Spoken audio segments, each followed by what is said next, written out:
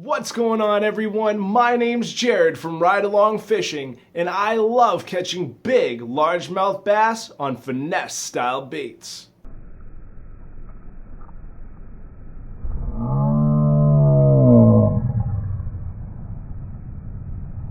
Now you guys may or may not have noticed in that clip that my preferred setup for finesse style fishing is a bait casting setup. And not just any bait casting setup, I prefer my KastKing Royale Legend.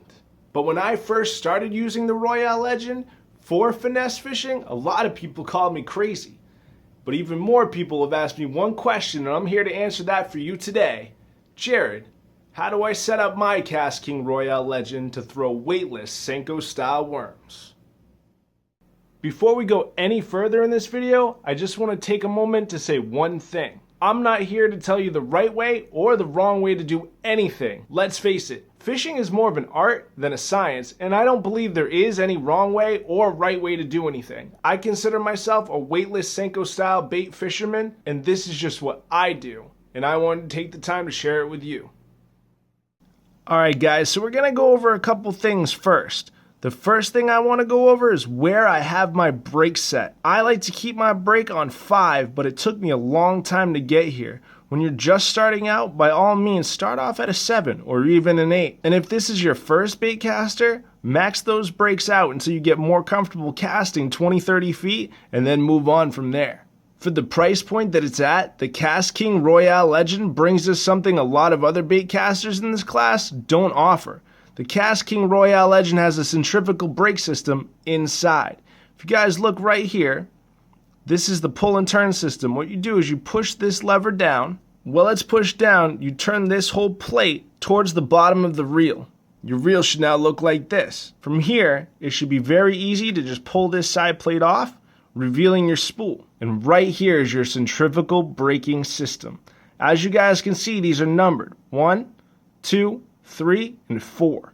Now at the time of this recording, I've had this reel for about a half a year. So I have these two brakes off. That's 3 and 4. But I do have brakes 1 and 2 on. What that means is these little orange pins can be pushed in and out. As you can see right here, when that brake's pushed in, it pushes that little orange piece further in there, creating more friction on the spool, slowing the spool down.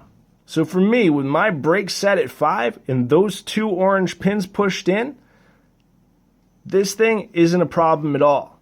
But wait, there's still one more thing that I want to cover. You can adjust the brakes all you want, but this little knob right here, if overlooked, will ruin your day. This is your spool tension knob. This knob controls how tight your spool sits inside your reel.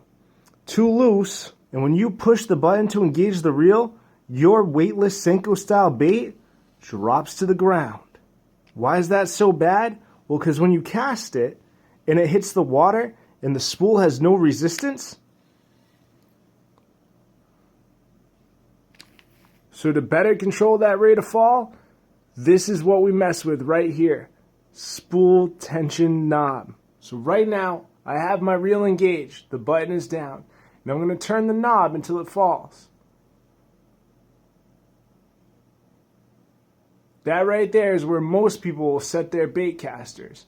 I, however, like mine just a little more tense. I like my spool just tight enough where I have to shake the tip to get that bait to start its descent.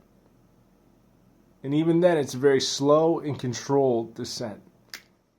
Now the last thing that I want is for you guys to think that I ordered my KastKing Royale Legend, went out, and just started whipping out weightless Senko style baits right off the rip. That's not what happened at all. In fact, I actually had a really hard time learning how to dial this bait caster in. And the reason for that is quite simple. I didn't know how to cast it. I'm going to show you guys a couple clips, and then I'm going to explain why I'm showing you those clips. Now, as the line is coming off of the spool of your KastKing Royale Legend, it's extremely important to use your thumb as sort of a brake on the spool, applying pressure when needed and stopping the spool from spinning right before it hits the water in order to maintain a smooth and controlled cast. Now I'm hoping that you guys caught that I was casting two different ways in the clips that I just showed you. I had your standard overhead cast and a side roll cast. The reason I'm showing you two different casts is because it doesn't matter which way you're casting, it only matters how you cast. As I mentioned earlier, a lot of people thought I was crazy for using a bait casting reel for finesse fishing. Now the reason everyone thought I was crazy is because a lot of people believe that these kind of reels were made for big, heavy baits, and that is not the case. In reality, these reels are just a lot easier to cast with bigger, heavier baits. It takes a lot of time and patience to learn how to let the bait do the work for you. And what I mean by that is when you cast out your KastKing Royale legend, you want to let that bait lob. Lobbing casts are key.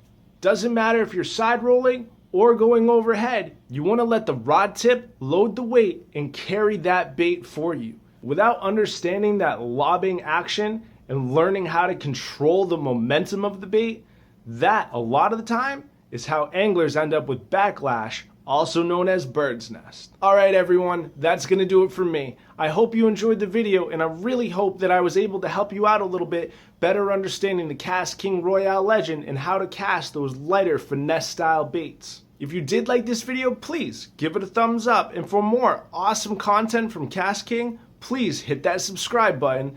And don't forget to turn on notifications so you don't miss a thing. Thanks again, everyone. My name's Jared from Ride Along Fishing, and we will catch you next time.